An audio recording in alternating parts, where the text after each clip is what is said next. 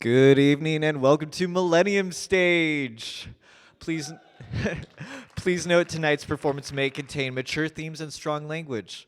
And now, please welcome to the stage your opener, Leon Scott. Great job.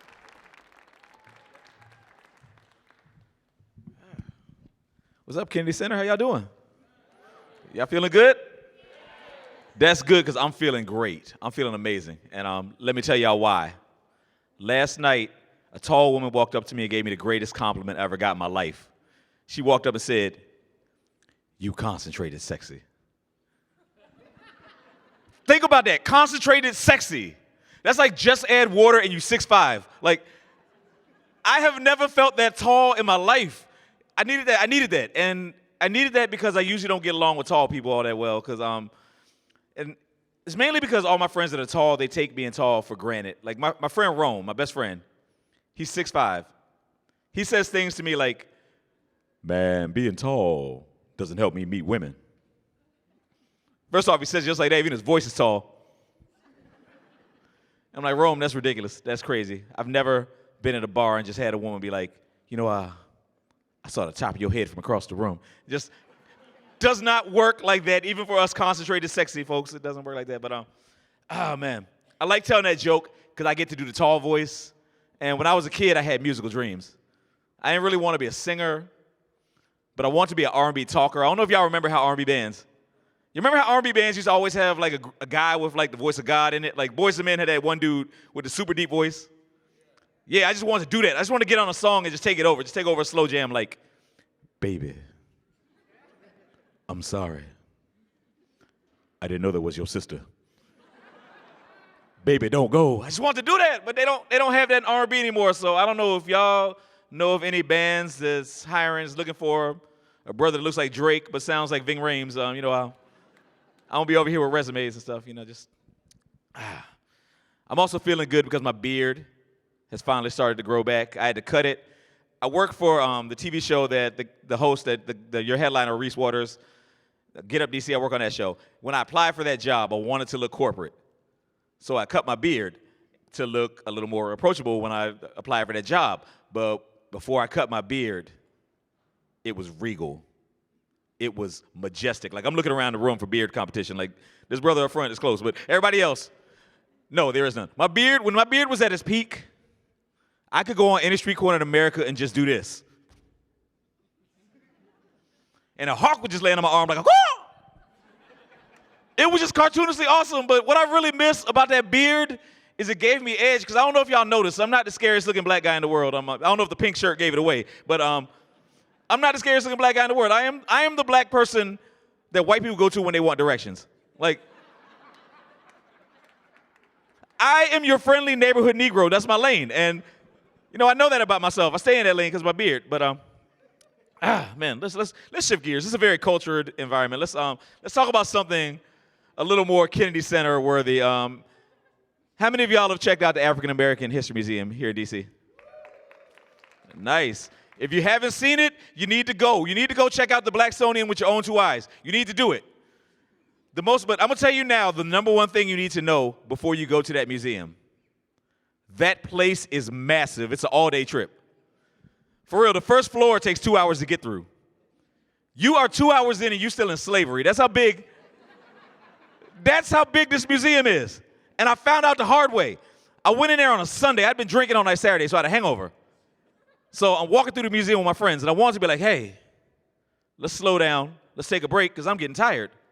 But then I looked at like all the people on the wall, and I was like, "Yeah, this is the last place on earth I should ever complain about being tired." Like, I'm just surrounded by struggle on every wall. Like, if I complain about being tired in this museum, I'm going to go home and get haunted by a civil rights ghost. I'm going to wake up that night to the sounds of, "I didn't know you was a bitch." Just Dr. King is going to call me out, and I'm going to deserve it, man, so I just mentioned Dr. King calling me something. So, but I love Dr. King. He's one of my favorite civil rights leaders of all time. He's in my top 5, He's in my top 5. My number one civil rights leader of all time is Al Sharpton, and let me tell y'all why before y'all grown. Al is my number one Because whenever something racist happens anywhere on earth, Al is there within minutes. Like, how does he know and how does he get there so fast? I think that whenever something racist happens, they got a bat symbol that they shine in the sky. It's in the shape of perm. Al's like, racism, TV cameras, like, saves the day, leaves a soundbite. My actual favorite number one civil rights leader, he's not really doing this thing anymore, but he's also my favorite R&B singer, and that is Barack Obama. Y'all remember when he was at the church, he was giving that speech about gun violence? It was a really powerful speech. And he just broke out into song. He started singing Amazing Grace. I don't know if y'all know how hard that is to do, to just break out into song uninvited at a black church. It can go left quickly. But this is how you know he pulled it off. When Obama was up there singing, no old ladies yelled out, "Take your time, baby." And for those of y'all who have not been to a black church, the words, "Take your time, baby," that is code for someone is struggling. That means we need a miracle right now. Stop singing. Cut it out. Stop it. Oh, man. So, let's see. Yeah, I talked about that. I want to keep it in let's keep it in the woke joke section of my stuff because this is, it's hashtag woke jokes. Happy Kwanzaa to everybody. Yeah. Who's celebrating? Okay, that's about the amount of people I expected to celebrate Kwanzaa. Yeah. Nah, man, it's for real because I have friends who claim they're celebrating Kwanzaa and I'll be like, all right, well, name the days, and they will struggle. They'll try. They'll be like Umoja, Nia, quinoa, and I'm like, no, that's a grain. That is not a day. What is wrong with you? That's an ancient grain. Stop it. Cut it out. Ah, man. Woke joke number 2.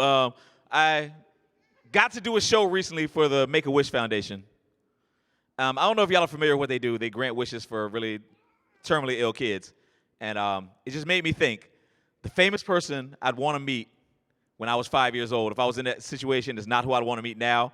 And no, it's not Bill Cosby. But the famous person, no. I thought if you'd asked me at age 5, what famous person do you want to meet? My number one answer would have been Hulk Hogan. Yeah, come to find out, Hulk Hogan, racist as hell. I don't want to meet Hulk. He probably doesn't want to meet me either. And but it's funny, we found out that Hulk was racist because he won this lawsuit. He won like $100 million from a website. And it's crazy that he won this lawsuit. It's not crazy because he didn't have a case. It is crazy that he won because he wore a do-rag to court every day of the trial. Like, you think about it, for someone who says the N-word as much as Hulk Hogan, that is the blackest thing you can do in your life. Like, it is so black that black people can't do it. If I go to court and I'm wearing a do-rag, my lawyer's gonna be like, oh, we're pleading guilty today, huh? You already know I'm going to jail. That's what's gonna happen. But I could be charged with theft, but I'm still going to jail with that do-rag on. Man, but I feel conflicted because I feel like Hulk Hogan would be the greatest white supremacist of all time. Because I just think Hulk is so charismatic. Hulk is so charismatic, I would sneak into a Klan rally just to watch him perform. I just want to see him give a speech just like, you know what, brother? What you gonna do when Hulkamania gets racist on you?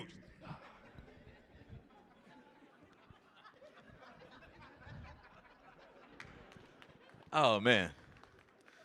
I feel like the real white supremacists could have used his guidance. They needed help. They're out there marching and with AR-15s and citronella tiki torches, just ready for niggas and mosquitoes at the same time. Oh, man. Whew, I was hoping niggas and mosquitoes was gonna work at the Kennedy Center. Thank you guys. Thank you guys for being behind me with that. All right, hold on. Well, I guess in closing, I'll say, in closing, I will wish you guys a happy Black History Month. And yeah, we're starting early. We're claiming some extra months for reparations. That's what we're doing. We're starting early. Ah, man. But it's funny because I don't think my mom made it here tonight, but if she is, it's funny because she does like a Black History Month trivia every year. She's a teacher. And I love that she does it. I don't want to say that every year these kids get dumber and dumber, but I don't want to say that. But if the answer's not Martin Luther King, they don't know it. They asked this little boy who was the first Black Supreme Court justice. He hit the buzzer real hard like he knew the answer. He was like, Judge Mathis. Yeah, I was like, he wasn't even the first black TV judge. What's wrong with you? Oh, my God. Oh, man, we got to teach the children well, let them lead the way, and show them all the beauty they possess inside. And first off, I'm about to bring our headlining comic to the stage, the man you all came to see. Real quick, I just want to say thank you, guys. My name's Leon Scott. Thank you. This has been really fun. But without... All right, yeah, I'm going to soak this up a little longer, yeah. Okay, that was a Hulk Hogan callback. All right, well, without further ado, we're about to bring up Reese Waters, the host of Get Up DC. I want you guys to start clapping your hands right now. Start clapping your hands. Clap your hands right now for Reese Waters. Give it up for Leon Scott. Give it up for him. Working hard. Leon runs a show at Sato, right? Every Tuesday night at 8-ish? 7:30. 7:30. That's 8-ish. Let's be clear. There's more people in this room right now than are celebrating Kwanzaa in the world. We can all feel good about that. How many of you guys watch Get Up DC? Get Up DC fans? Nice. I'm happy. I was talking to one of the ushers backstage. He says, man, first thing we do when we wake up in the morning is watch your show, then we go back to sleep. Don't do that. I'm not responsible for job loss. I don't have that much money. They told me that the Kennedy Center Honors was tonight. I guess I missed that. So we'll make do with what we have. I'm excited about the show because my family came out tonight because the show was free.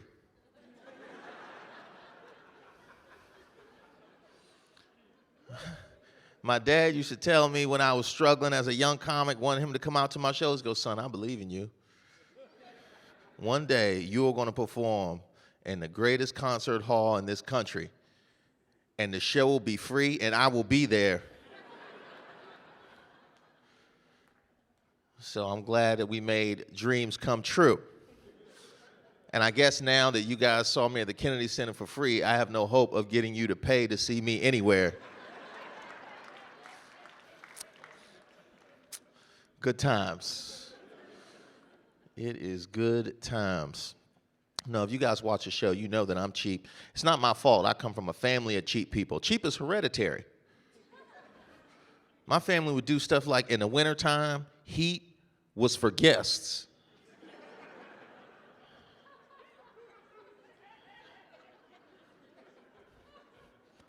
So I'm inviting people over just because it's cold in the house. You know how hard it is to play Nintendo with mittens on? You can't get to the next level. It's embarrassing. My company comes over, I'm sitting there in my winter coat, my hat, my scarf. Like, Mom, this is ridiculous. Why don't you just turn the heat on? Like, that's how you get your money's worth. I didn't pay all that money for that coat just for you to wear it outside.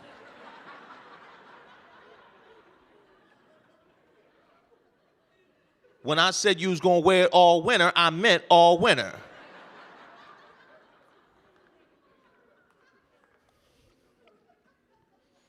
And my mother grew up on a farm, so as soon as we complained, y'all don't know how good y'all got it. We was growing up, we didn't even have toilet paper. Grandma just told us to walk it off. You too, ma'am? You too? It's rough. I remember Christmas was a rough time. Shoot, my dad used to buy us drinks for Christmas. That's all we got. We wake up on the 26th, disoriented. Like, what happened?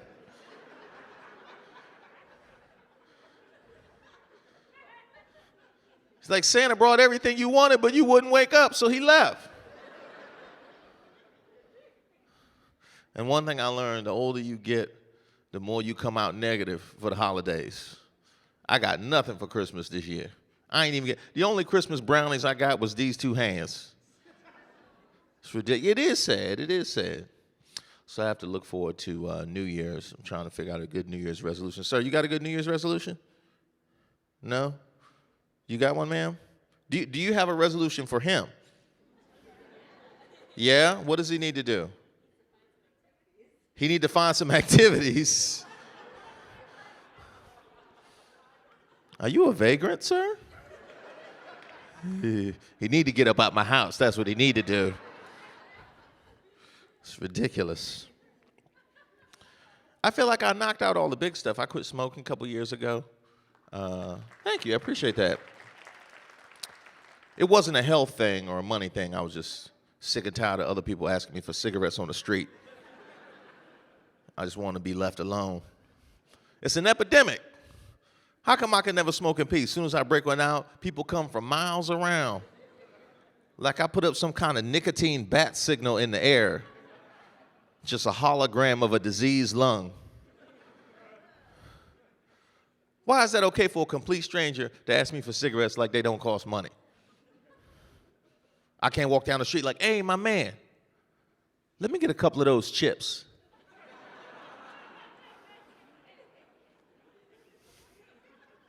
Excuse me, miss, can I get a bite of that hot dog? I can't see a guy making out with his wife. Can I grab a piece of that? I trade you for a cigarette. It's actually a crackhead who convinced me to quit smoking, so they are useful. Yeah, he changed my life. Crackhead offered to exchange crack for a cigarette. Now, I said no. Not because I don't smoke crack. Is that I have no idea what the exchange rate of crack for cigarettes is. And I'm not about to get gypped on these streets. Can't let a crackhead get over on you. It's awful. Sir, what's the most powerful drug you've ever done? The most powerful drug? Cocaine. He is really out there. He not worried about getting no job. He like, this is me, take it or leave it. I'll tell you the most powerful drug I've ever had, sir. I was taking a bus to New York City. It was at Union Station. And nature called. And let me tell you, the bus station bathroom is the most powerful drug on earth. Because I went in pissed that my bus was late, and I left just happy to be alive. That's good stuff right there. In less than 5 minutes, I'm gonna miss the Redskins game to syphilis isn't that bad. I feel fine. There are some misconceptions about drugs. Like I was a pothead back in my teenage years. They used to say that pot decreases your memory. I didn't find it to be true. I thought that pot actually increased my memory because I remember stuff that never even happened.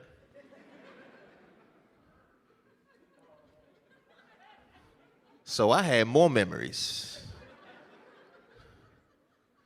It's nothing like being a pothead and you know you can't trust your own memory. Like, remember that time we went to Mexico with those two girls for spring break? What the hell are you talking about? I just met you. That's some good stuff right there. That's what that is. Ma'am, you got a New Year's resolution yet?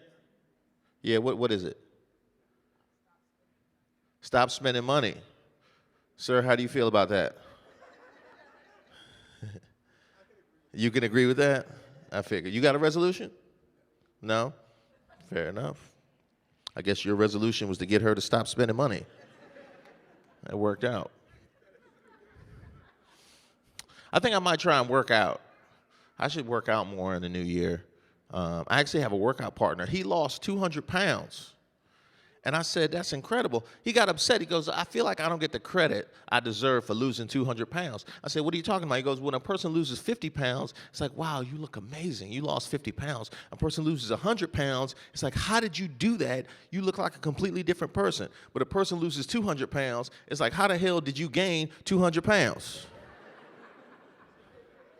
What were you, like 800? I can't even tell the difference. I was like, touche, touche.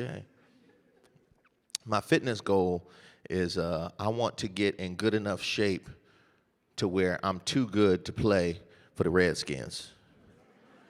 Because I can play for them right now in my condition. My goal is to be too good. Any guys Redskins fans in here? Redskins? Yeah, cover your face, sir. Cover your face. It's hard times, man. It's hard times. It really is. Dan Snyder, he gets attacked for the name. Picked up Reuben Foster, who's accused of domestic violence. Wouldn't pick up Colin Kaepernick. They got Adrian Peterson on the team who's accused of child abuse. Don't it seem like Dan Snyder's collecting all the offensive infinity stones to take over the world? It's like, what you doing, Dan? Trying to offend everybody. The interesting thing about the name, wherever you come out on the name, one of the things that upset me was their argument for why they should keep the name was crazy. They argued in court that the team was established before the law that banned offensive nicknames. So basically, their racism is grandfathered in. That's like me applying for a job. Well, the bad news is you didn't get the job. But the good news is we never hire black people. We've been racist for years. I will give the Redskins credit for one thing, though. At least they're historically accurate. Because they lose to the Cowboys every year. It's not even a game at this point. It's more like a reenactment we have to sit through twice a year. But we always beat Buffalo. That's a good thing. Bears give us some trouble. It's tough, man. But one thing I noticed was different this year, though, because they lost the streak, the sellout streak. You know, the fans actually let their voice be heard. They stopped going to the games. I support that. What is it that says that you have to show up and support this team year after year if they don't give you a return on your investment? When you break up with a girl, you leave. You don't stick around and boo her around the house.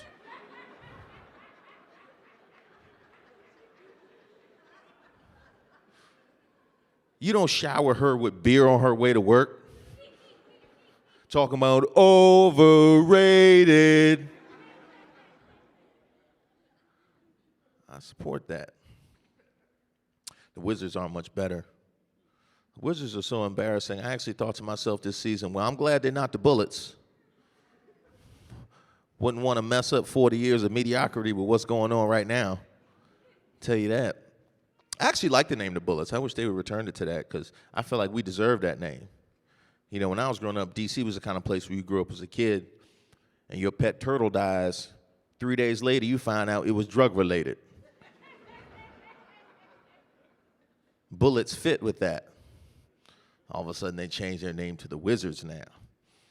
Like we magically going to forget about 20 of the worst years in the history of sports because you changed your name. Is your man trying that with your wife or girlfriend? You come home, it's like, I can't believe you cheated on me. Yeah, you're right, baby. We need a fresh start.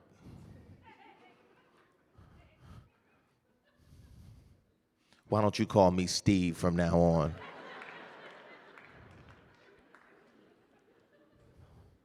I got a whole new uniform and everything. But I think we're better fans now because we have higher expectations. You know why we have higher expectations? Because we finally found a team that would treat us the way we deserve to be treated, called the Capitals. That's right. We got into a good relationship. We're not taking that stuff no more. Like I found me a good man, Dan Snyder.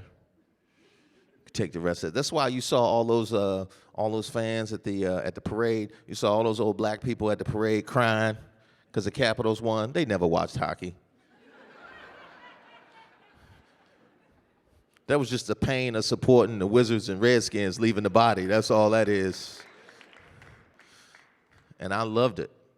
I was excited because I'm a hockey fan. So I was excited to actually have people to talk to about it because I can't talk to my friends about hockey. I can't. My friends think the Miracle on Ice is Hennessy on the rocks. To them, the blue line is 5 to 10 police. Like, how you skate past the blue line? That don't make sense to me. It's rough. I actually blame DC Sports for all my failures in life. I feel like I didn't know you could win.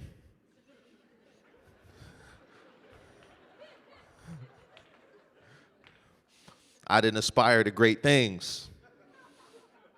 I didn't even have the same superheroes everybody else had, like Superman, Batman. My hero growing up was just a dude with a job. We called him Job Man. She used to have arguments on the street like, Superman can fly. Hey, my man pays his bills on time. Well, Batman is the Prince of Darkness. Well, Job Man paid his light bill. He doesn't have to live like that anymore. Tell Batman to get his credit together. Job Man saved you from Debt Man. We need that.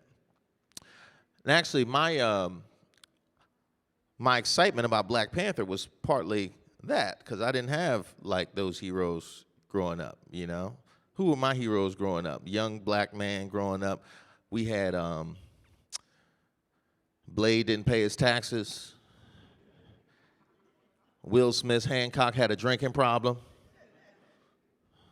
Meteor Man had an S-curl. Like, we had real life problems, real life issues. So I was actually envious and jealous of the fact that all of a sudden you have Black Panther. It's a great thing for these young kids. And one thing I will tell you this, I'm really glad the movie was good, because I was fully prepared to lie.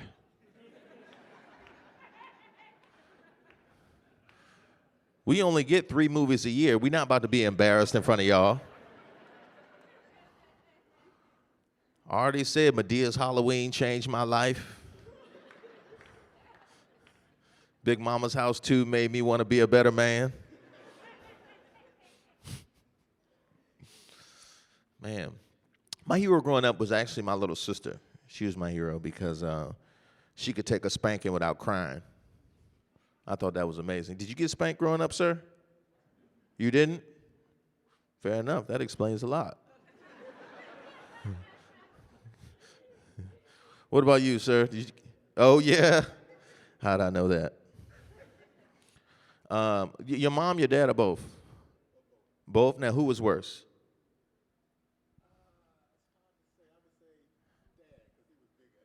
Your dad was bigger and you were scared of him? That makes perfect sense. Now, let me tell you this. I thought my mom was actually worse. So I'll tell you this. My dad was bigger and stronger, but when my dad spanked me, he was professional. Okay, he would spank me until I learned the lesson, and then he would stop.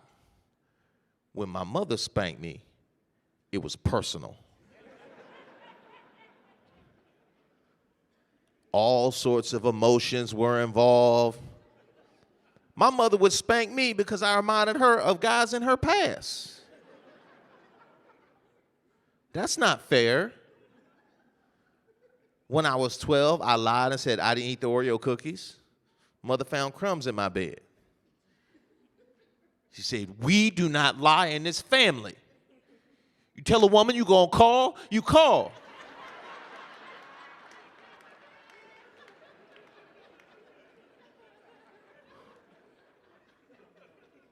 Like, what the hell just happened? When I was 12, I cheated on a test. Said, we do not cheat in this family. You make a commitment to a woman, I don't want to see you with my sister.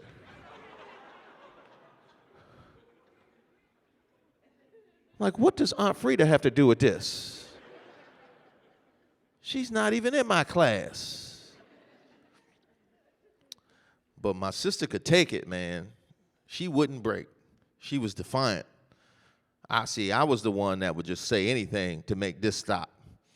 Like, I was the soldier in the movies that got captured and just gave up all the secrets immediately. And you just see my body in the closing credits, discarded in the corner. My sister was the hero. She wouldn't give it up. I would just look back and see her with her face tightened, the slow tear coming down like Denzel Washington in Glory. I tell my story. But one day at the Kennedy Center, I will tell you a story. I will do that. But I love this area, man. I grew up here. This is a really cool place to grow up.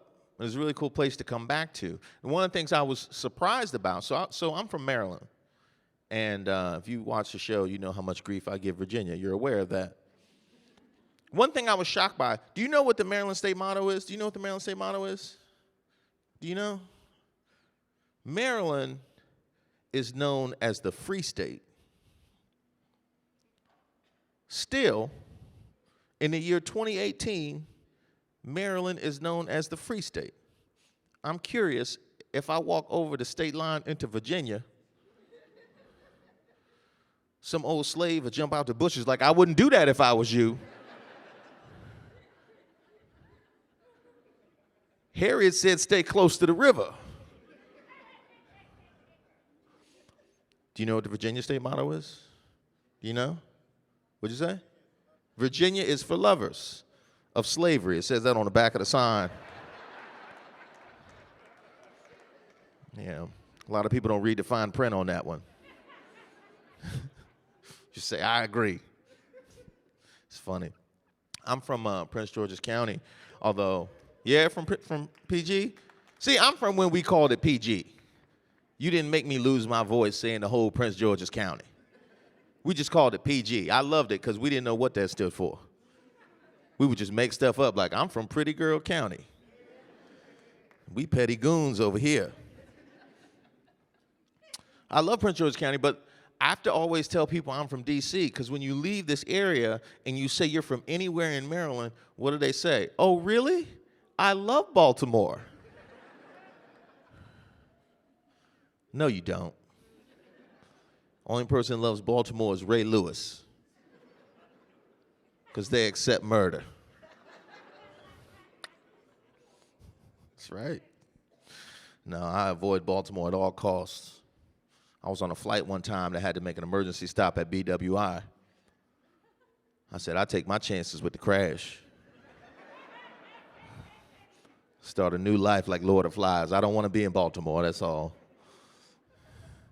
It was up to me, I would discontinue MARC train service so they couldn't get down here. That's how petty I am. Every morning on Get Up DC, we do the traffic report. They say, MARC train service is on time. I'm like, damn. It's the last thing we need is more Baltimore. I will say this. I do give the Metro, the DC Metro, I give them a ton of grief on the show. But I can honestly say that the DC Metro is fantastic compared to some of the other ones I've seen. Because at least they police the DC Metro. I've spent a ton of time in New York City, and it's like anything goes. It's the Wild Wild West. And my personal pet peeve is I'm on the train listening to my music, and the street performers come on the train making all that racket, which pisses me off because I never requested this service. If I wanted to hear this, I would have played Homeless Drummers on Spotify.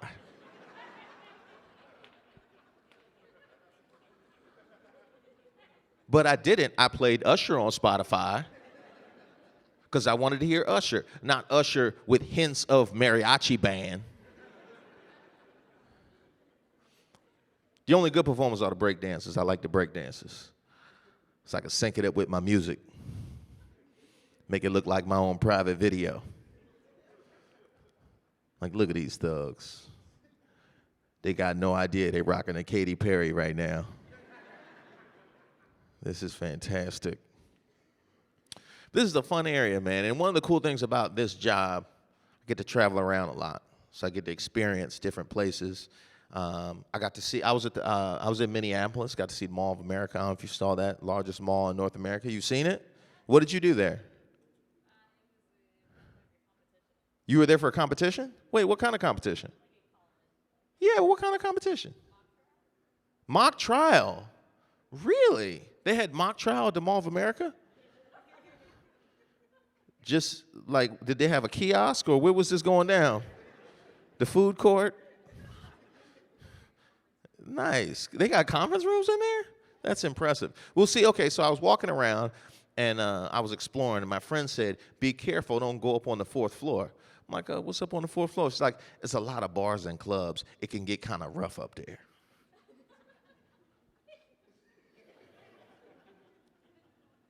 How big is your mall when it has a bad neighborhood in it?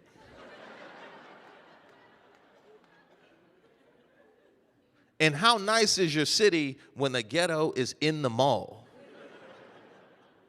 I think you made it at that point. Now, have you been to San Antonio? I got to see the Alamo. No, they didn't have mock trial for the Alamo? They could have used the argument. Alamo was an interesting monument because we lost that one. We don't celebrate a lot of loss. It's like, yeah, man, every year I go back to that Applebee's where Janine left me. I smash key lime pie in my face. I pour Long Island iced tea in my lap. It's my own personal Alamo. Got to go on a cruise. I was excited. I said, I get a free cruise. All I have to do is perform and do comedy, something I love. But I forgot one of the greatest things about comedy, if it doesn't go well, you get to leave and pretend like the whole thing never happened. Now I gotta ride around with my failure for 8 days.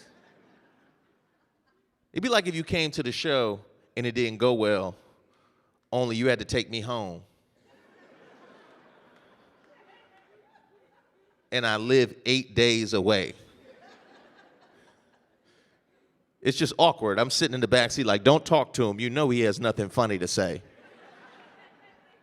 His stories go nowhere. That was a rough cruise, man. Now, actually, contrary to popular opinion, I did not go to school for this. That's right. I was an economics major, and my mother reminds me of that every time I ask her for money. That's right. Sometimes I get mad. I think about all the time I wasted getting an economics degree just to tell jokes for a living. You realize I once wrote a 60-page thesis paper on the correlation between mullets and unemployment? It's really bad. It's like 80%. It's 100 in Virginia. It's true. Oh, those poor people with mullets. That is sad. I used to get bullied a lot as a kid. I don't know if any of you guys got bullied. Yeah, kids, they used to say I look like Jay-Z. That's bullying. Y'all see what Jay-Z looks like. I didn't say they said I was rich as Jay-Z. They said I look like Jay-Z. Now they say you look like Jay-Z if he never made money. Like if he picked the wrong member of Destiny's Child and had to get a second job to support her dream. I'm Jay-Z with Michelle. That's who I am. Laughing in my pain. I feel you. I feel you on that. Who's single in here? Single people? Just one lady? Okay. Sitting in the middle of everybody. Well, let me ask you, what's the biggest thing you're looking for in a man? Spirituality. Okay. I mean, that's a lot of old men in church. If that's all you're looking for, you can wheel one your way. So somebody in the back that can help you out. They'll find religion by the time they get up here.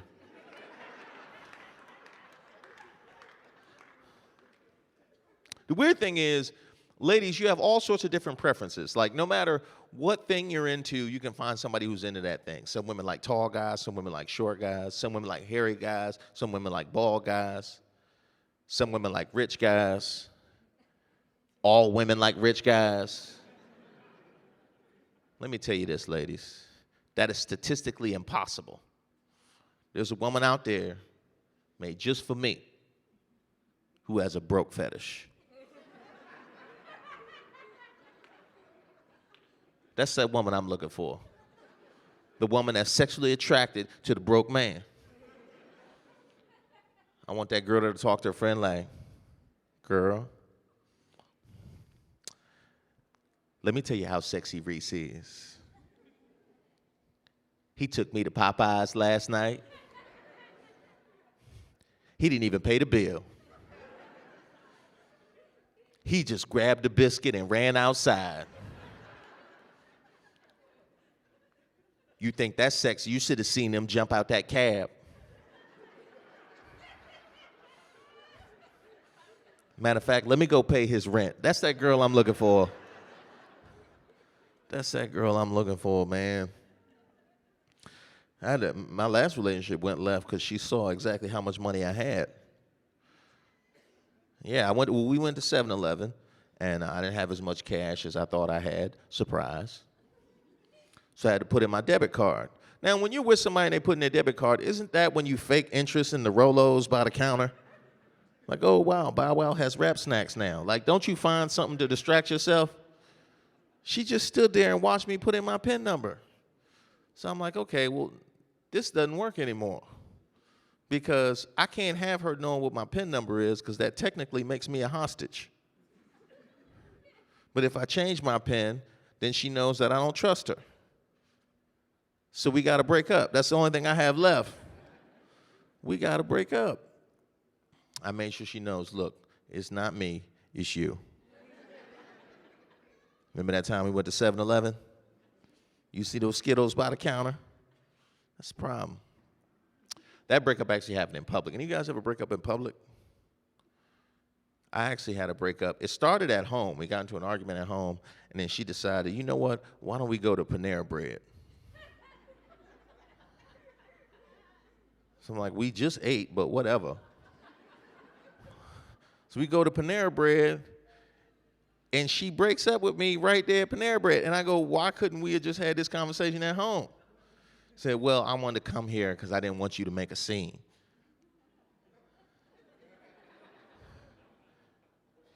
You think I won't make a scene at Panera Bread?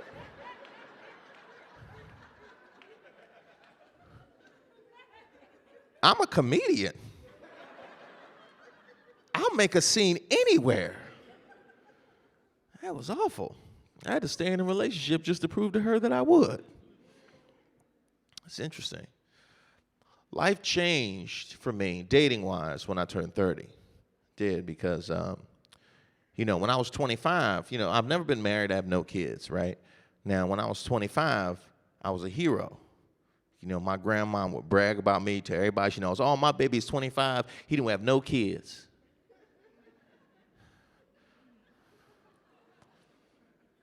Yeah, the statue of me in front of the church. I had made it. Then I turned 30. Being a 30-year-old man without a family, to my people, made me gay.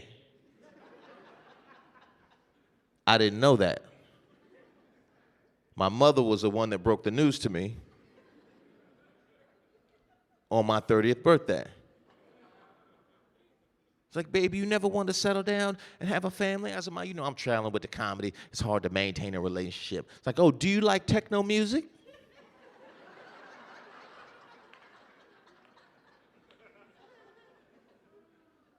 Which is foul because she knows I like techno music. That's just called entrapment.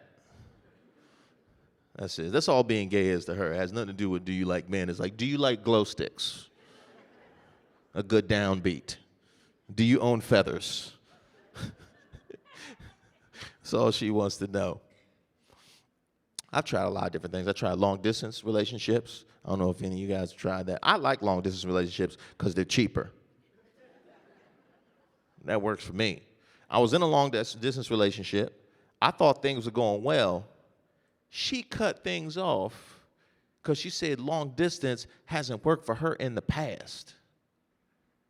We're both single. By definition, nothing has worked for us in the past. Why are you being greedy? I'm not greedy. There's just a few simple things. For me, like, how long you guys been married? 17 years. Let me ask you, do you watch Lifetime? You do. Now I understand why you're suffering, sir. This all makes a lot of sense. You would have a full head of black hair if she didn't watch Lifetime. This is what you've done to him. I would order him a drink, but this is the Kennedy Center. Get him some apple juice or something. Get his sugar up. No, Lifetime ruined my last relationship. Do you watch Lifetime, ma'am? You don't? How long you been married? 33 years. Nice. You want to make it to 33? You better change that channel. You better find some HGTV or something. Lifetime ruined my last relationship. Everything be perfectly fine in the house. I leave for a couple of hours. She turns on Lifetime. And as soon as I get in the door, she's right on top of me. I can't believe you left me while my mama was sick.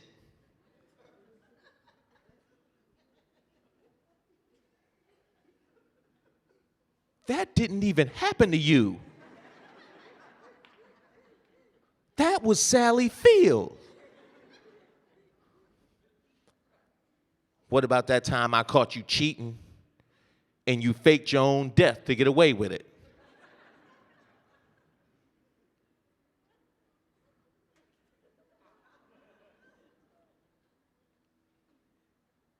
Why you bringing up old stuff?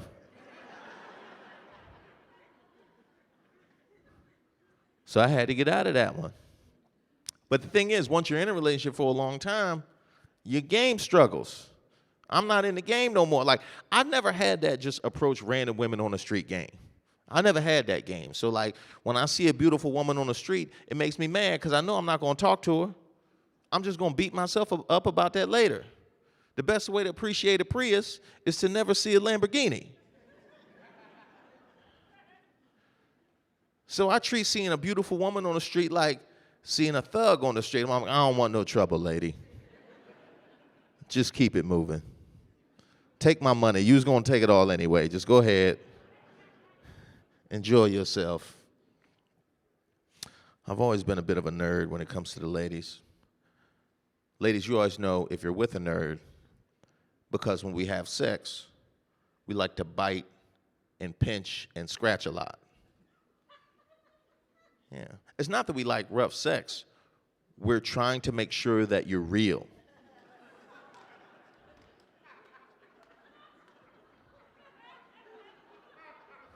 See, I knew we had more nerds in here than I thought. I had a girl tell me once, it's creepy. You keep your eyes open when you kiss. I'm like, I'm trying to make sure you didn't leave. I got emotional baggage I'm trying to work through here. So you married? Yeah, is that your wife there? Yeah, right. Okay, so how'd you two meet? What'd you say? I can't hear you. Do not do what? No questions. Oh, okay. So you came here to watch TV? I can communicate with you. That's the whole reason why you came down here. That's funny. You came to hear me. You know what? I feel like your stories are just as important as mine.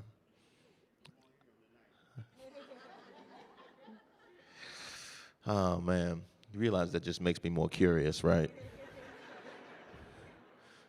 If y'all had met at Applebee's, you would have told me that a long time ago. It's a deep, dark secret going on the left side. If any of y'all figure that out, hit me up on Twitter. That's funny. Thought about getting a tattoo just to, like, you know, kind of change, roughen up my image a little bit, you know. But, you know, getting a tattoo, that's risky. Because when you go into a tattoo parlor, they only print those tattoos on white paper. I don't know how that's going to look on my skin. You know, I want to get a tattoo of Michael Jordan. It just looks like Invisible Man playing basketball.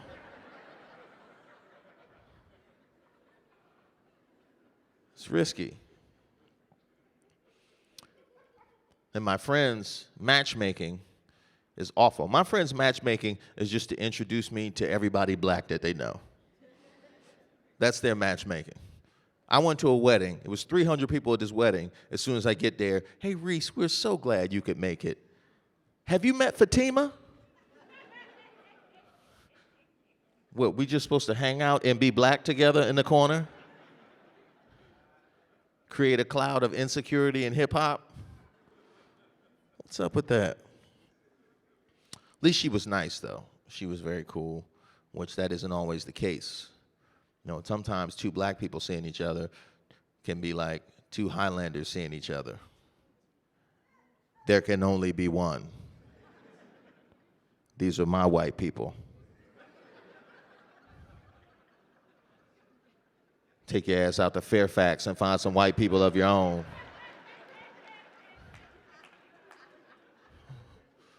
I got Bethesda.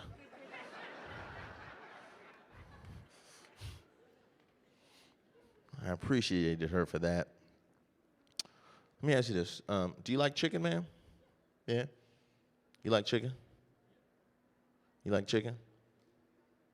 You like chicken over there? Yeah? You like chicken, sir? Yeah? How the hell did we get that stereotype? Chicken and watermelon are delicious. That's a fact. I'm at this wedding. Everybody's bragging to me about how good the fried chicken is. I bet it is.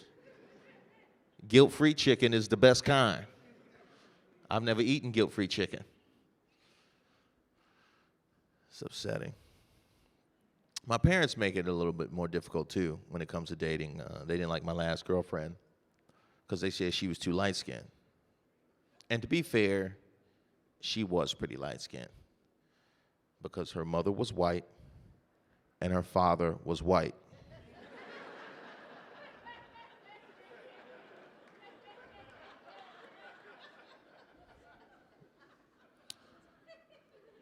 I remember showing my grandmother a picture of my girl.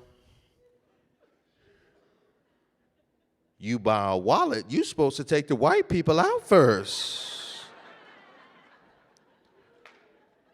Nah, Grandma, that's my girlfriend. See me in the picture? How they get you in the picture with the white girl? It's rough. Don't feel bad for my ex, though, because her parents didn't like me either. Okay? They never approved of the relationship. I wish I could blame that on racism, but they were really cool at first. Then they became distant over time.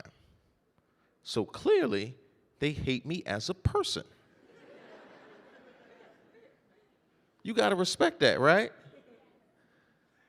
I feel like Martin Luther King would have been proud of her parents. Because they didn't hate me because of the color of my skin, but the horrible content of my character.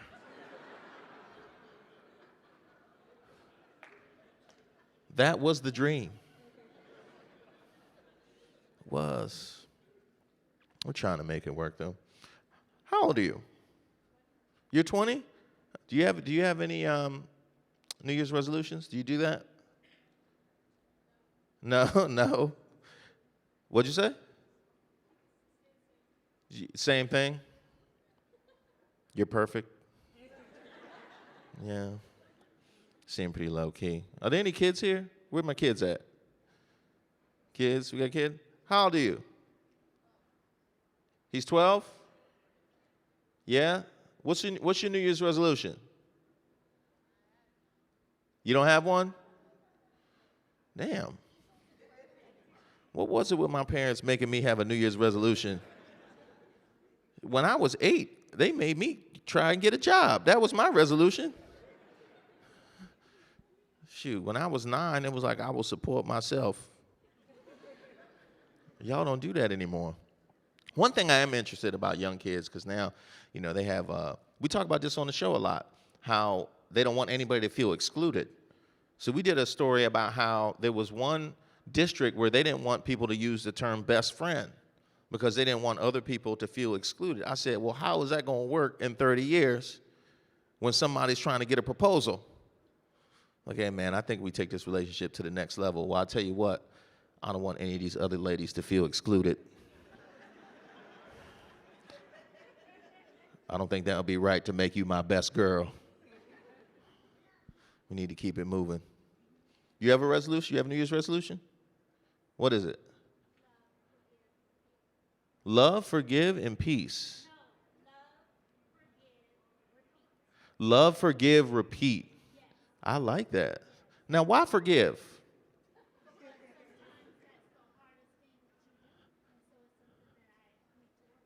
I understand that. Forgiveness is very difficult. But I feel like I feel like setting a resolution to forgive means like I'm giving people an opening to do dirt. I like love though, and I like repeating. Just love and repeat. I'm good with that. How about you? What's your New Year's resolution? Yeah. Continue to live life to the fullest. I like that. That is a good one.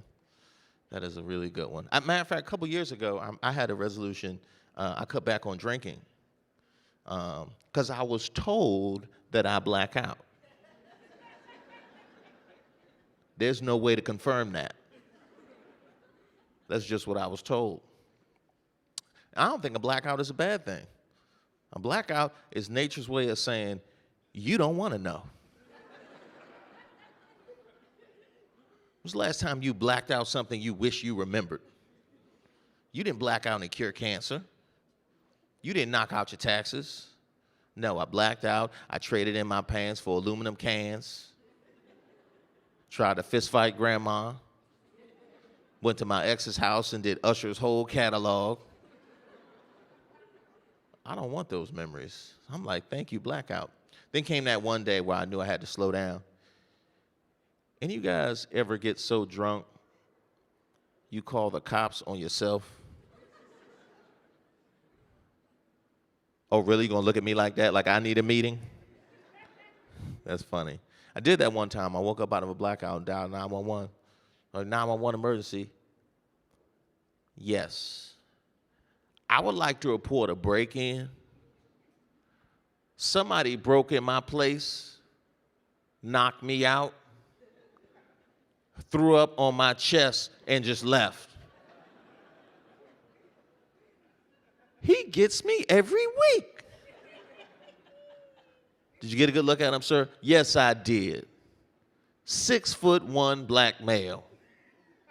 No pants. Thousands of aluminum cans everywhere. Singing Usher's Let It Burn. So that was my resolution. So I did the drinking, I did the smoking.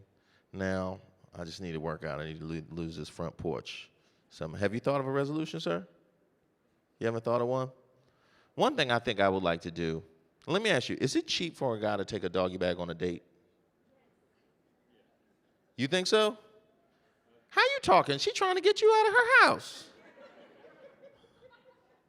Sorry, I didn't mean take it on a date. I mean take it away from a date. I didn't mean show up.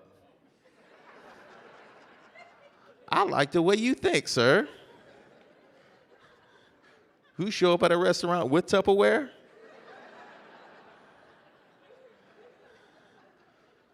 Yeah, take her order, put that in the microwave for me, would you?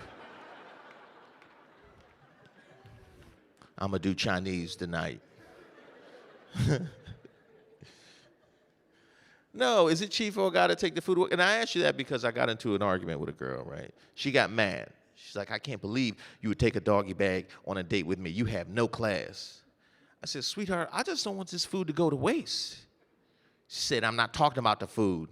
I'm talking about those 12 plastic spoons and that year's supply of napkins you put in your bag. I said, baby, I'm out of toilet paper. I did this for you. I can walk it off.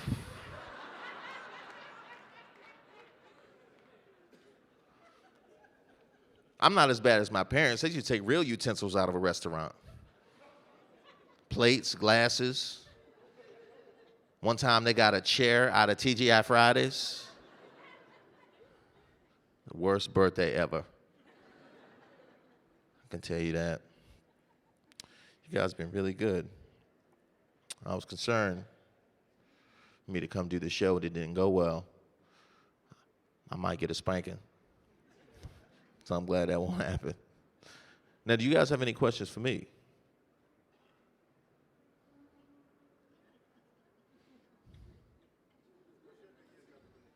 What's my New Year's resolution? What do you think it should be? I pretty much told you everything about myself.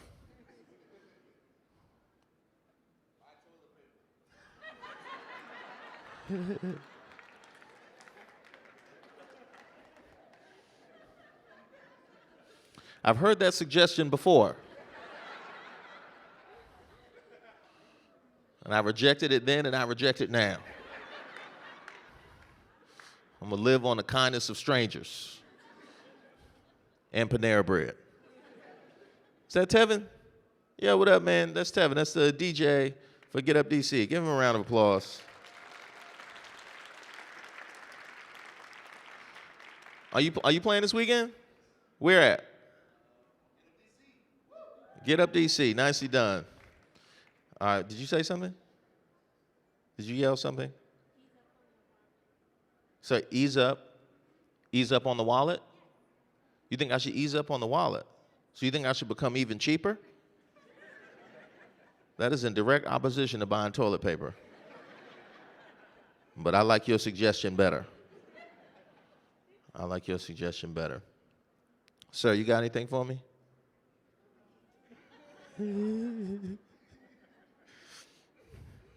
I'm just glad you didn't change the channel. I appreciate you coming out tonight. And I appreciate, give them a round of applause, my front row.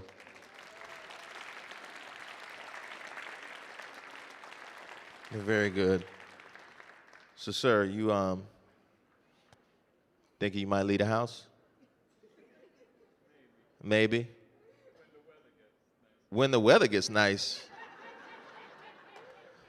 You said that last year. You've been there since 2005. The weather's been nice like 10 times since you've been there. I tried, man. I tried. I did what I can. Is this your daughter? Oh, okay, very cool. Are you married? Oh, okay, cool. What's your husband? He's at work?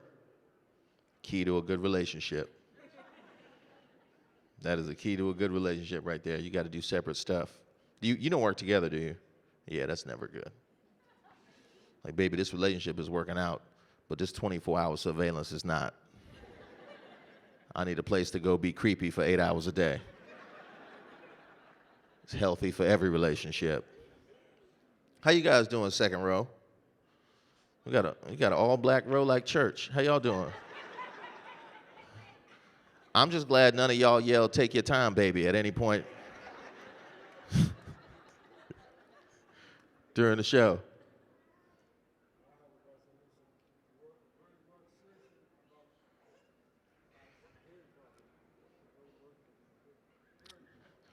Okay, so your resolution, you want to work on your hearing problem? They said you're in denial about your hearing problem? Have you heard any of the things I've said to you? You just kept talking while I'm responding. Well, I'll tell you what, he's videotaping the show. We have evidence of your hearing problem. Fast forward to 1 hour and 3 minutes. That's all the doctor need to see. I appreciate you, sir. Where you from? You from originally right outside of Pittsburgh? Okay, nice. So you have an option for a good football team. Congratulations. Oh, yeah.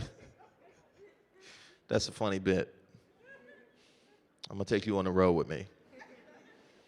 I'm gonna do 30 minutes of comedy, and you say you didn't hear it, and I just do the same 30 minutes.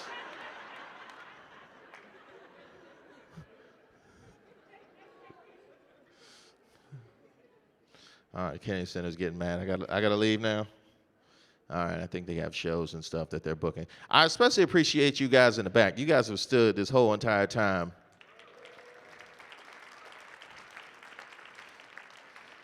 That is awesome. You like me more than I like me.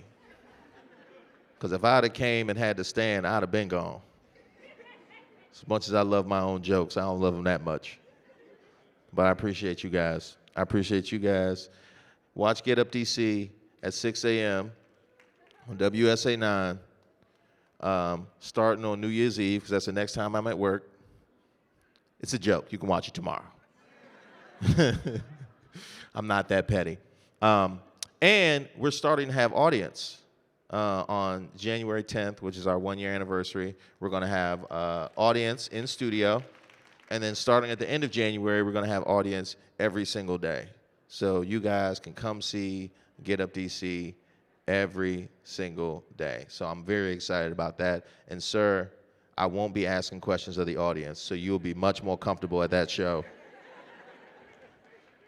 You don't have to say a damn thing. I'm Reese Waters. You guys have been fantastic. Thank you.